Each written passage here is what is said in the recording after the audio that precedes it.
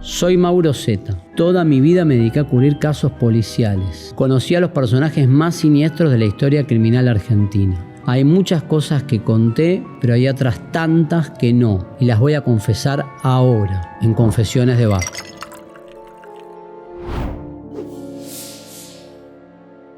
A pesar de que pasaron más de 30 años, si no saco mal la cuenta, ya te voy a decir con precisión, es increíble pensar que la sociedad o parte de la sociedad haya bancado al múltiple femicida odontólogo Ricardo Barrera. El odontólogo Ricardo Alberto Barrera confesó esta mañana ser el autor del asesinato de su suegra Elena Arreche de McDonald, su esposa y sus dos hijas, Cecilia, odontóloga de 26, y Adriana, abogada de 24 años. La arma utilizada en el hecho es una escopeta calibre 16-70. Barrera, fundamentalmente, de acuerdo a todos los testigos, era un mentiroso. Fue una de las primeras veces que hubo una suerte de mirada positiva de un criminal de estas características. Sí, aunque te parezca insólito, había gente... Gracias, Miguel. Un gusto. Había gente que, enterados de la masacre familiar que había cometido Ricardo Barrera matando a la suegra, matando a las hijas, había gente que salía a bancar. ¿Lo reconoce en la calle? Sí, y ha sido una respuesta muy favorable. A diferencia de otros casos, esto lo que tiene de increíble es cómo revela cómo es parte de nuestra sociedad y nuestra cultura machista. Que todavía 30 y pico de años después haya que repasar que Ricardo Barrera se hizo, entre comillas, merecedor de canciones de bandas musicales, de recitado, de pintadas callejeras donde decían aguante Conchita, habla de cómo somos y cómo pensamos.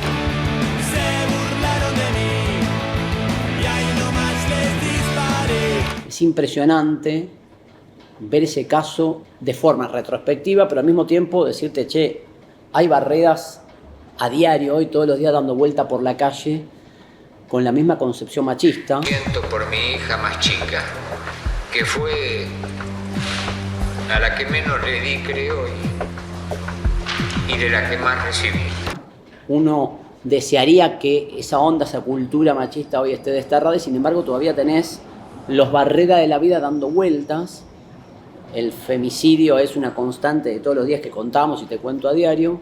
Y este caso en particular se trata de un odontólogo que no solamente planificó cómo matar a su familia, porque está claro que lo planificó, sino que lo ensayó, sino que practicó, sino que se anotó en un curso especial de derecho para saber qué le podía caber en términos de sanción penal. Se metió un mes antes de masacrar a su familia a hacer un curso para tener una claridad conceptual de qué significaba eso en términos de una sanción posible, si le convenía alterar el orden de cómo había matado a cada víctima por un tema de herencia. Practicó hasta con la escopeta con la que comete la masacre, practicó tirándole un árbol para ver el nivel de eficacia. Me tocó estar en la casa de la masacre en La Plata, una casa que recorrí para Telefe Noticias 25 años después. Lo que más me impresiona, todavía lo tengo en la cabeza, es lo inalterable de todo. Entrar a ese lugar donde vos recreás, y lo voy a leer porque es muy interesante, cuando él lo confiesa, vos recreás, me tocó vivirlo porque la casa está intacta, la misma ropa, el mismo consultorio que era dentro de la casa, las mismas fichas odontológicas, la misma ficha de los pacientes, la misma ropa, la misma cocina, obviamente todo venido abajo por el paso del tiempo. Pero cuando vos estás adentro de la casa de la masacre que comete Barrera, te das cuenta lo que fue una cacería femicida. O sea, el tipo dispuso dispuso de tiempo y espacio para ver dónde ejecutaba a cada víctima en una suerte de trampa, de madriguera, donde nadie podía salir. Eso es lo que impresiona cuando vos ves no solo que planificó cómo matar a su familia, esposa, suegra, hijas, sino que además se garantizó el resultado a muerte, de cómo ir liquidando a cada una de las integrantes de su familia. Es más, su estrategia una vez que no pudo ya montar la mentira de que habían matado a su familia en un intento de robo, que le había llegado, se había encontrado con los cuerpos, eso fue lo que dijo primero. En un momento trató de instalar, y la defensa se encargó mucho de eso, una suerte de argumento de la emoción violenta. Me decían todo el tiempo Conchita, entonces me saqué porque no toleraba que me forreen. Es un poco el argumento que Barreda expone a lo largo del juicio, en la confesión. No sé, siento como una especie de rebeldía. Digo, bueno, entonces el Conchita no va a limpiar nada a la entrada. El Conchita va a atar la parra.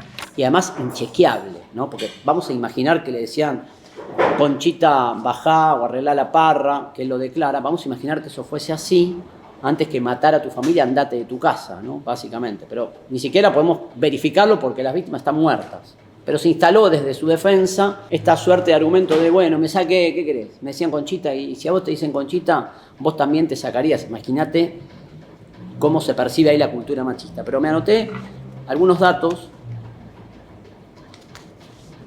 que tienen que ver con fechas. 15 de noviembre del 92, la masacre. 48 entre 11 y 12, Gladys, 57 años, Cecilia, 26, Adriana, 24 y la suegra Elena Arreche, 86. Otro dato más que me acuerdo mucho. ¿Cómo se verdugueó con esto de la suegra? Como que, no puedo decir el argentino, pero muchos argentinos o muchos machistas argentinos se ríen y se mofan de, bueno, la suegra, hacen este tipo de ecuación. Dice, la suegra está bien, al resto no da, pero la suegra porque te rompe las pelotas está bien. Vos fijate cómo esa cultura machista se fue enraizando y hoy la tenemos todavía. Hoy te encontrás todavía con razonamientos así, si querés más atenuados, pero todos los días hay una mujer asesinada por un machista como Barreda, ¿no? Bueno, me traje algunos elementos de época porque me parece interesante contarles cómo se conoce la masacre. Viajá en el tiempo 31 años para atrás, viajá en el tiempo a que los diarios de época titularon crimen pasional, le pusieron a la noticia de la masacre femicida de Barreda.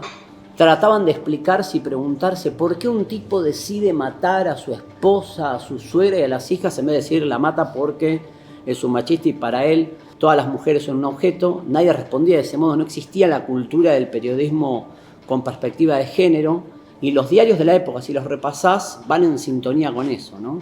Con títulos de drama pasional, locura, muerte y drama. Puedes repasarlo, buscarlo y vas a encontrar un montón de eso. Posiblemente sea un equivalente tipo paranoia o, sea un paranoico, ¿no? Y que haya dado en un determinado momento esa cuestión de la ambivalencia de amor y el odio. Ponele que fue verdad, pero él podría haber elegido irse. Él toma otro tipo de actitud, que es destruir a la otra persona. Vos como neurótico te vas. Sí, bueno, mira, yo ¿Y el narcisista qué hace? Y el narcisista puede destruir como destruyó él. Hay muchos homicidios de narcisistas. Bueno, él instala que habían entrado a su casa a robar, que él se encuentra con el escenario, empiezan algunas contradicciones de su relato que no cerraban y ahí aparece en escena un personaje importante, te diría central de la historia, que es un subcomisario apellido Petty, de la comisaría de La Plata, que interrogándolo descubre que Barreda podía ser el autor y ahí se da una situación que los propios protagonistas reconstruyen en el juicio. Fue un juicio para la época televisado, no con esta dinámica de la televisión en vivo, pero se pasaban fragmentos enteros que le interesaban a la audiencia, ¿no? A la pena de reclusión perpetua, accesorias legales y costa, como autor responsable de los delitos de homicidio calificado por el vínculo, 3 hechos. Bueno, su comisario Petty logra, habrá que discutir, ya a nadie le importa en el paso del tiempo si ese movimiento donde logra la confesión era legal, ilegal, pero logra que Barreda le termine confesando los hechos. Me anoté algunas cosas de época. Su comisario le pregunta a Barreda sobre actividades que había desarrollado días antes del crimen. Le pregunta si había ido a un curso de criminología en el Colegio de Abogados de La Plata. Le pregunta si tenía conocimiento de práctica de tiro, si había practicado el disparo con una escopeta. Escopeta, si no me equivoco, calibre 16-70, Víctor Sarrasqueta, que era propiedad de la suegra, que había terminado en casa de otra persona, vecino, armero, y que él la había obtenido. Estoy repasando en la cabeza datos que se te van por el paso del tiempo. Entonces el subcomisario le empieza a preguntar por esos datos y Barreda se sorprende y le dice, ¿usted cómo tiene información de que yo fui al colegio de abogados, que fui a un curso de criminología, que practiqué tiro? Y entonces el subcomisario, así cuenta el expediente judicial, le dice, si le digo quién fue la persona que me dio la información, se le voy a decir con una sola condición, que usted me diga dónde está la escopeta con la que mató a su familia. O sea, directo, Petty, ¿no? El subcomisario lo corre, es imposible reconstruirlo, ¿no? Uno imagina que es entre una apretada para que confiese, porque ya empieza a darse cuenta el subcomisario que era mentira la teoría de que Barreda había encontrado a sus víctimas asesinadas y que las habían matado en un intento de robo, y ahí Barreda directamente termina diciendo, la tiré en Punta Lara en relación a la escopeta calibre 16, y finalmente la escopeta se va a encontrar finalmente la escopeta en un arroyo. Y otro dato que lo compromete a Barreda, más allá de su propia confesión, es que un vecino pegado a la casa, es impresionante, cuando vean las imágenes de cómo fue para mí entrar a esa casa, es impresionante, todavía me pasan cosas cuando la pienso. Pues son esos casos que la gente me pregunta, ¿y cómo fue para vos entrar a la casa de un tipo que mató a toda la familia y estar ahí adentro con todo inalterable? El vecino dice que ese día además él estuvo mirando todo el tiempo a la ventana y que no vio entrar a nadie ajeno, con lo cual también le derriba a Barreda el argumento de que había entrado un tercero, un chorro, alguien a robar el lugar. Pero vos no escuchaste disparos ayer, porque se presume que las muertes de estas personas fue al mediodía. No, yo estuve el mediodía dibujando acá con la ventana abierta y no escuché absolutamente nada. Un domingo, te digo, común y corriente como los de La Plata, que son muertos en la calle. ¿Qué cuenta Barreda? Imagínate, ¿no? Un odontólogo reconocido, La Plata, con todo lo que conlleva, clase media. No me quiero olvidar de algo. Mata a las hijas en el momento en el que las hijas empiezan como su libertad e independencia económica, ¿entendés? O sea, decide liquidar a su familia cuando las ve en plenitud a las hijas. Olvídate del argumento machirulo que él ejecuta de decir, me decían Conchita, ¿qué querés? Lo voy a leer textual porque es interesante ver cómo él lo define. Y él dice, textual, escucha esto porque es alucinante, pasado el tiempo, cómo trata de alguna manera, mientras confiesa, trata de tirarle barro a las víctimas, ¿no? Bien de machista, de manual. Y dice, aquel domingo bajé lo más tranquilo. Ellas acababan de almorzar. Pasé por la cocina y le dije a mi esposa, voy a pasar la caña en la entrada, el plumero en el techo. Me acuerdo todo eso porque estuve ahí. Porque está lleno de insectos atrapados que causa una mala impresión. O si no, le digo, voy a cortar y atar un poco las puntas de la parra. La parra estaba allí en una suerte de garage al aire libre, ahí estaba la parra, que ya están jorobando las parras. Voy a sacar primero las telas de araña de la entrada, que es lo que más se ve. Me dice Barreda, ¿no? Que la familia le contesta, la esposa, mejor que vayas a hacer eso, anda a limpiar, que los trabajos de Conchita son los que mejor te quedan, es para lo que más servís. Esto dice Barreda cuando declara. Entonces ahí viene el momento que me dice que ojalá me caiga y me rompa la cabeza, porque si no salía yo de ahí muerto, me iban a sacar. Entonces agarro, voy hasta el frente, agarro el casco. Cuando voy a buscar el casco, encuentro la escopeta ahí, agarro, la llevo directamente, voy y disparo. Es larguito, pero vale la pena para aquellos que no conocen el caso, para que entiendan lo que es el mayor femicida múltiple de la Argentina y venerado insólitamente por pintadas populares, grupos musicales. O sea, nos describe como mierdas que somos a aplaudir a un tipo así, ¿no? Que hasta el final tenía detractores y gente que lo bancaba, ¿no? Increíblemente, ¿no? Que lo soportaba porque le creían el verso de que le habían dicho Conchita, entonces merecían las víctimas morir, en la cabeza de muchos que lo admiraban, ¿no? ¿Tu familia también fue responsable de eso? Sí, cuando yo le decía, vamos a ver a alguien para que nos ayude, necesitamos ayuda, somos una familia enferma. Anda vos, dice, si el loco sos vos. Y Barreda dice en esa declaración, no era la primera vez que me decían esto, por lo de Conchita, y me molestó de sobremanera. El asunto viene a que yo me tendía mi ropa, si se me despegaba un botón, me cosía el botón, es decir, me atendía personalmente en todo lo referente a mi indumentaria, como diciendo, Barreda plantea, ¿y qué querés?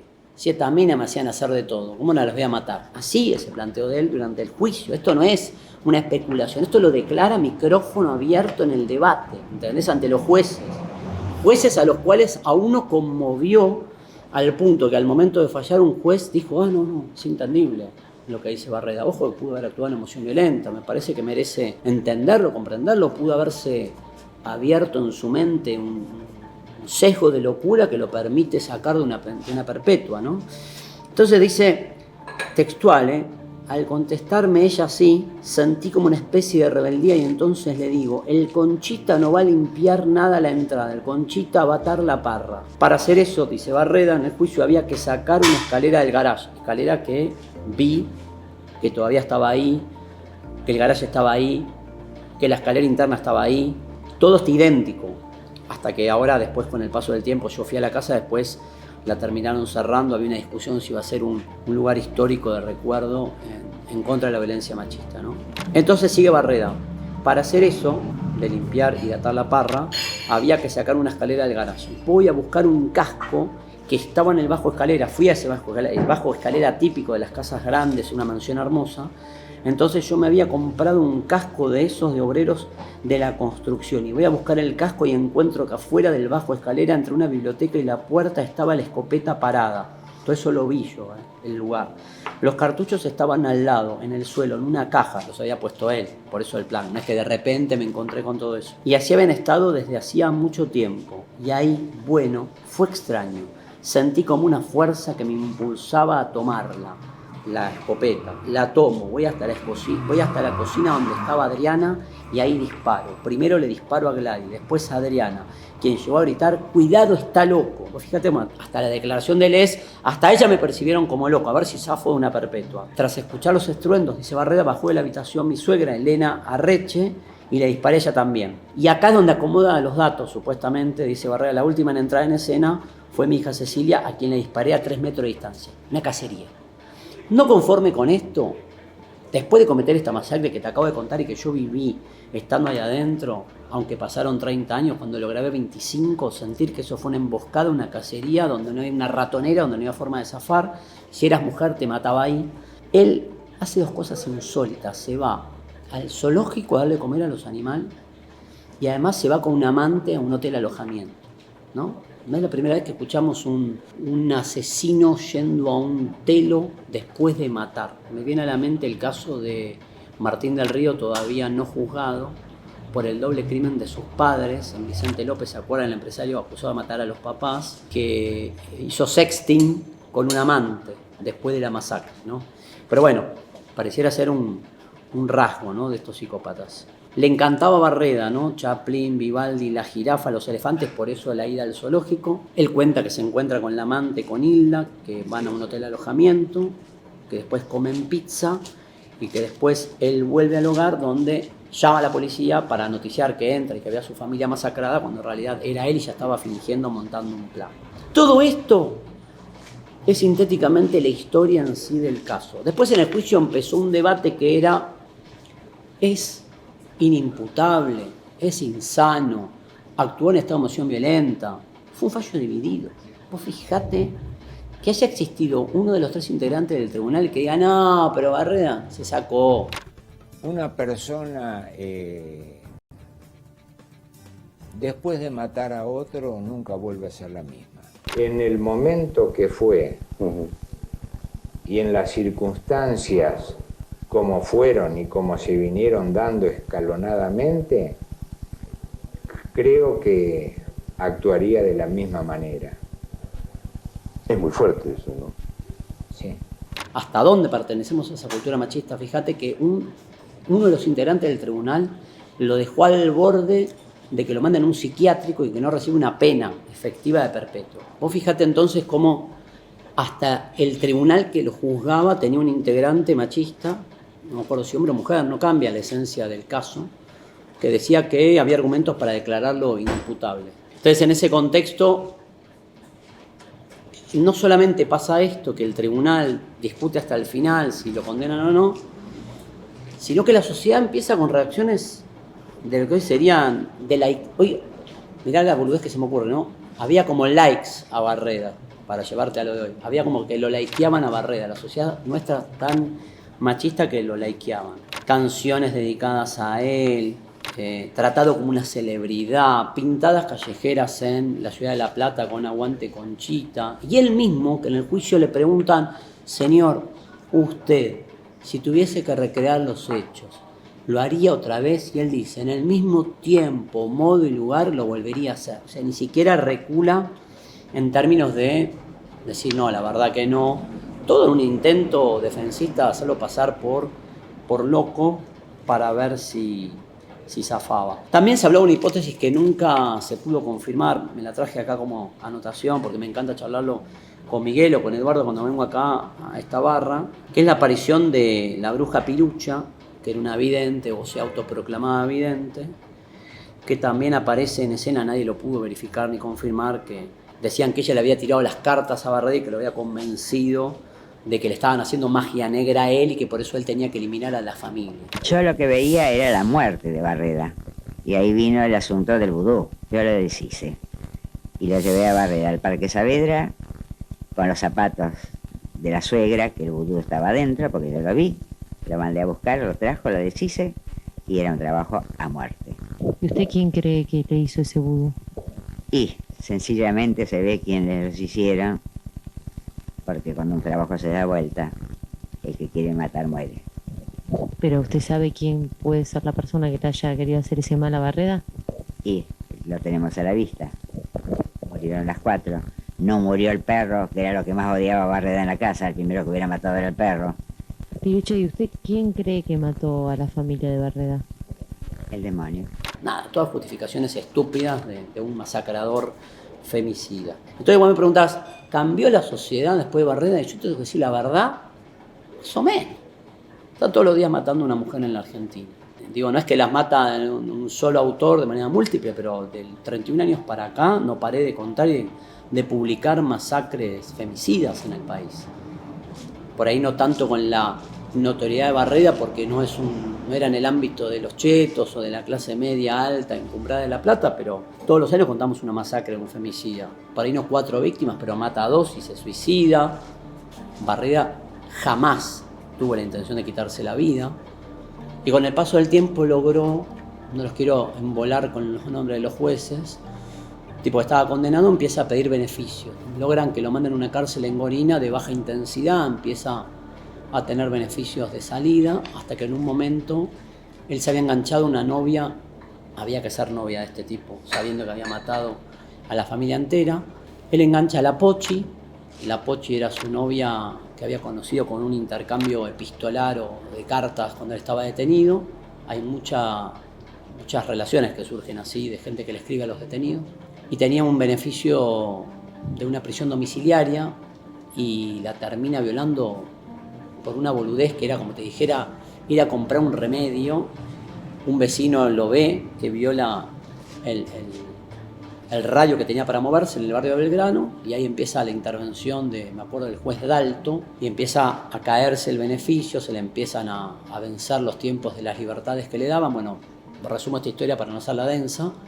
Cumple finalmente todos los procesos de detención, de prisión domiciliaria, escarcelación.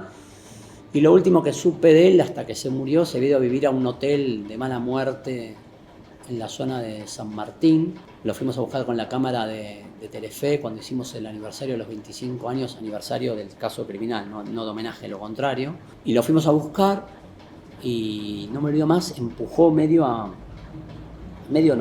que se le plantó una productora nuestra, Andrea, que le estaba buscando una declaración mucho tiempo después. Se le plantó machirulamente, dijo, córrete de acá, y la sacó del camino con el brazo. Y me acuerdo, por eso hablo de una señal mala de cómo somos como sociedad. Mucha gente me decía en las redes sociales, cuando saqué el informe de 25 años, me decía, deja de joder a ese pobre viejo. Y eso es lo que me hace que hoy les cuente esta historia otra vez. Que todavía haya gente que en su cabeza banca a ese pobre viejo. Miguelito, te dejo. Gracias.